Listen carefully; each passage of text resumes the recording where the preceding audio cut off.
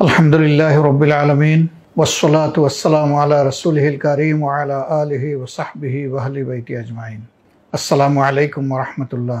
প্রিয় দেশবাসী, আজকে বেদনাবিধুর একটি ঘটনা নিয়ে আমি আপনাদের সামনে হাজির হয়েছি।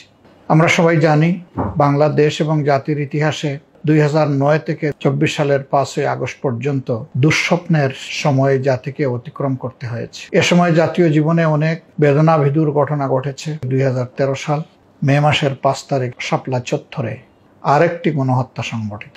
এই দিনটি বাংলাদেশের সমস্ত জেলা উপজেলা থেকে নবী প্রেমিক আল্লাহর বান্দারা, মূলত মাদ্রাসা হিফজখানার শিক্ষক, ছাত্র এবং তাদের সাথে ধর্মপ্রাণ জনগণ সেদিন যোগ দিয়েছিল। শাপলা চত্বরে তারা ন্যায্য দাবি নিয়ে এসেছিলেন। দেশ এবং জাতির, বিশেষ করে মুমিন মুসলমানদের পক্ষ থেকে 13 দফা দাবিতে তারা সেখানে অবস্থান নিয়েছিলেন এবং তারা কর্মসূচি বাস্তবায়ন করছিলেন। সে রাতেই তাদের উপর হায়ানার মতো তৎকালীন ফ্যাসিস্ট শেখ হাসিনা তার নির্দেশেই শাপলা চত্বরের নিরীহ মানুষগুলোর উপর রাতের অন্ধকারে তাণ্ডব চালানো হয়। কতজন মানুষকে ঠিক হত্যা করা হয়েছে আজ পর্যন্ত জাতি তা জানতে পারল না। বরঞ্চ এই ঘটনা সংগঠনের পর সরকারের প্রধানমন্ত্রী থেকে শুরু করে অনেকেই তাই নিয়ে উপহাস করেছেন, ব্যঙ্গোক্তি করেছেন, উচ্ছ্বাস প্রকাশ করেছেন। তাদেরকে হত্যা করার পরে স্বয়ং প্রধানমন্ত্রী যখন ব্যঙ্গ করে বললেন সে রাত্রে কেউ মারা যায়নি, বরঞ্চ হেফাজতের লোকেরা তারা লাল রং ছিটিয়ে অভিনয় করেছে, রাস্তায় পড়েছিল। আল্লাহ তাআলা সমস্ত জুলুমের প্রকৃত সাক্ষী। সেই দিন অনেক মিডিয়া এই দৃশ্য, করুণ দৃশ্য ধারণ করেছিল এবং লাইভ সম্প্রচার করছিল। যদিও এই অপরাধে কোনো মিডিয়াকে বন্ধ করে দেওয়া হয়, তাদের কার্যক্রম আর তারা চালাতে সক্ষম হয়নি। প্রিয় দেশবাসী, আজ পর্যন্ত জাতি এই গণহত্যার বিচার পায়নি। এই 5 মেয়ের করুণ স্মৃতি জাতি বয়ে বেড়াচ্ছে, বিশেষ করে উলামায়ে কেরাম। আমরা এই গণহত্যার নিন্দা তখনও জানিয়েছি, এখনো জানাই। এ বিচার তখনও দাবি করেছি, এখনো দাবি করি। ইতিমধ্যে এই বিষয়ে মামলা দায়ের হয়েছে।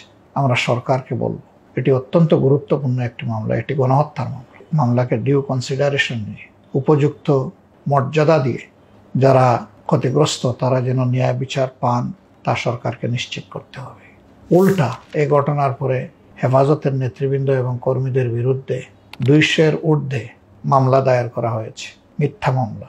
এখনো সেই মামলাগুলা বহাল তবিয়তে রয়ে যদি যায় তাহলে আমরা কোন দেশে বসবাস করছি? সেই অত্যাচারী জুলুমবাজ ফ্যাসিস্টরা পালিয়ে গেল, কিন্তু তাদের জুলুমের শিকার হয়ে এখনো মানুষ থেকে যাবে, এটা কোনোভাবেই মেনে নেওয়া যায় না। ঠিক এরকমই আরেকটা বেদনাবিধুর ঘটনার জীবন্ত সাক্ষী হয়ে আছেন এটিএম আজহারুল ইসলাম, যিনি তখন বাংলাদেশ জামাত ইসলামের ভারপ্রাপ্ত সেক্রেটারি জেনারেল ছিলেন। সেই মামলার এখনো নিষ্পত্তি হয়নি। আমরা এই সকল জুলুমের বিচার চাই। আমরা দেশবাসীকে বলবো, আবারও আমাদেরকে ন্যায় বিচার পাওয়ার স্বার্থে ঐক্যবদ্ধ হয়ে আওয়াজ তুলতে হবে। আল্লাহ তাআলা জালেমদেরকে একটা সীমা পর্যন্ত জুলুম করার সুযোগ দিয়ে থাকেন, কিন্তু তাদেরকে ছেড়ে দেন না। এবং আমরা আশা করি বাংলাদেশে ভবিষ্যতে কেউ আর দ্বীন ইসলাম, আল্লাহর নবী, মানুষের ধর্মীয় অনুভূতি এগুলা নিয়ে আর কেউ বাড়াবাড়ি করবে না। আমরা শুধু শাপলা চত্বরের এই গণহত্যা নয়, 2024 সালের 5ই আগস্ট পর্যন্ত যত গণহত্যা হয়েছে সবগুলার বিচার চাই এবং এই বিচারের দাবিতে আমরা অনড়। এ বিচার করতেই হবে, না হলে বিচারহীনতার এই সংস্কৃতির সুযোগ নিয়ে ভবিষ্যতে এর চাইতে বড় দুর্বৃত্তরা জন্ম নেবে। বাংলাদেশ আর কোনো দুর্বৃত্ত ফ্যাসিস্টকে দেখতে চায় না। আমি জাতিকে সকল প্রকার ফ্যাসিজমের বিরুদ্ধে, ন্যায়ের পক্ষে, কল্যাণের পক্ষে ঐক্যবদ্ধ হওয়ার জন্য, দেশ এবং জাতির স্বাধীনতা এবং সার্বভৌমত্বকে রক্ষা করার স্বার্থে সবাইকে ঐক্যবদ্ধ হওয়ার উদাত্ত আহ্বান জানিয়ে আজকের মতো বিদায় নিচ্ছি। আসসালামু আলাইকুম ওয়া রাহমাতুল্লাহি ওয়া বারাকাতুহু।